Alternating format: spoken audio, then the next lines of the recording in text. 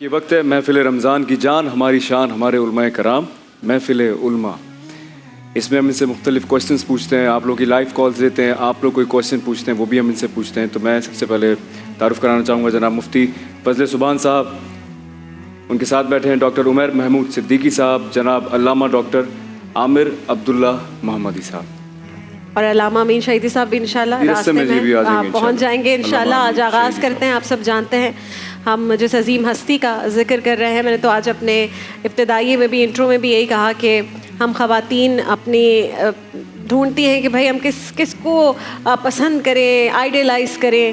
تو ہمارا ایک سب سے اہم جو ایک چیز جو ہمیں زندگی میں کرنی ہے وہ یہ کہ اگر ہماری اولادیں ہیں تو ہم انہیں بتائیں کہ یہ وہ پرسنالٹی ہے جسے آپ نے آئیڈیلائز کرنا ہے, ان کے بارے میں سیکھنا ہے, ان کی زندگی سے سیکھنا ہے. اور خود ہمارے بھی بطور ایک انسان, ایک عورت, یہ اس وقت سب سے اہم چیز جو ہم نے کرنی ہے وہ یہ کہ ایسے لوگوں کو آئیڈیلائز کیا جائے اور اپنے بچوں کو, اپنی نسلوں کو بتایا جائے ان کے بارے میں. ایک ایک کر کے آپ سب سے, فضل سبحان صاحب آپ سے آغاز کرتے ہیں. سیدہ طیبہ طاہرہ کیا کہیں گے؟ نحمدہ نصلی علی رسولہ الکریم. یہ وہ مقدس ہستیاں ہیں کہ ہزار بار بشویم دہن از مشک و گلاب, ہنوز نام تو گفتن کمال بے ادبی است. اگر ہم 1000 مرتبہ اپنے منہ کو مشک و عنبر سے دھو ڈالے پھر بھی یہ نام لینا بے ادبی نظر آتا ہے. امام الانبیاء کی تصویر, مالکہ ردائے تطہیر, چمن مصطفی کی بہار, سبحان اللہ, عصمت و عفت کی در شہسوار, عنایتیں اور فضیلتیں جس قدر رعنائیاں کسی بشر کے حصے میں آ سکتی ہیں وہ سب اس در کی محتاج ہیں. کیا بات. اقبال مرحوم نے ان الفاظ سے نذرانہ عقیدت پیش کیا, مزرعہ تسلیم را حاصل بطول, مادرارا اسوائے کامل بطول. کہ ساری عورتوں کے لیے, ماؤں کے لیے, بہنوں اور بیٹیوں کے لیے اگر کوئی کامل اسوہ ہیں عورتوں میں تو وہ حضرت فاطمہ رضی اللہ عنہا.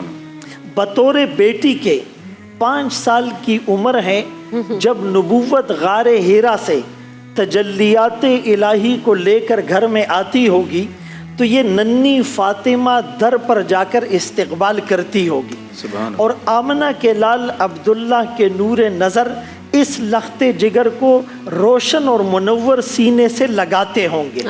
اور وہ جو اکتساب فیض تجلیات الہی کا غار ہیرا میں ہوا تھا وہ ڈائریکٹ حضرت فاطمہ رضی اللہ عنہا کے سینے میں منتقل ہوا ہوگا.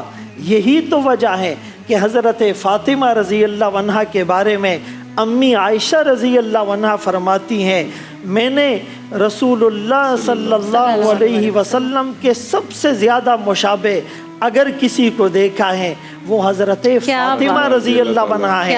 اسی لیے کہ نسب کا سلسلہ بھی انہی سے آگے چلنا تھا.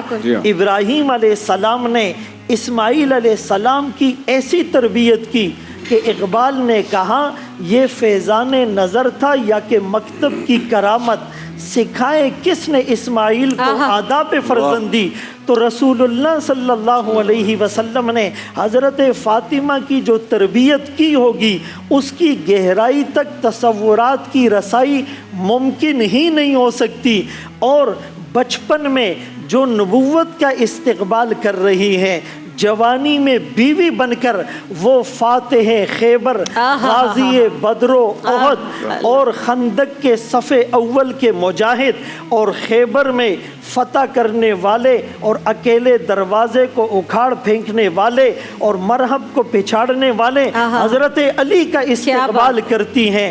تلوار اور خون آلود کپڑے صاف کر کے داد شجاعت دیتی ہیں, اور یہی حضرت فاطمہ ماں بن کر حسن اور حسین کا استقبال کرتی ہیں. اگر ماں جنت کی عورتوں کی سردار ہیں تو وہ بیٹے جنتی جوانوں کے سردار ہیں. اور حضرت علی اور فاطمہ رضی اللہ عنہا کی حصے میں جو سعادت آئی وہ یہ تھی کہ ان دونوں کی تربیت آغوش نبوت میں ہوئی, اور بیٹی ہونے کے ناطے وہ باپ کے بستر پر کئی دفعہ سوئی, لیکن ہجرت کے موقع پر حضرت علی بھی رسول اللہ صلی اللہ علیہ وسلم کے बिस्तर पर सोए हैं, तराहुम रुक्कान सुज्जदा कमिज़दाक।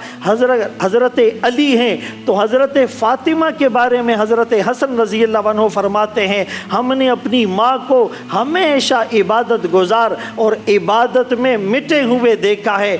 तो इन हस्तियों की जो सिफ़ात हैं वो हमारे अंदर आ जाए। रसूलुल्लाह सल्लल्लाहु अलैहि वसल्लम का पर्दा फरमा जाने का वक्त है। हज़रत फ़ातिमा के कान में कुछ कहा, वो रोने लगी।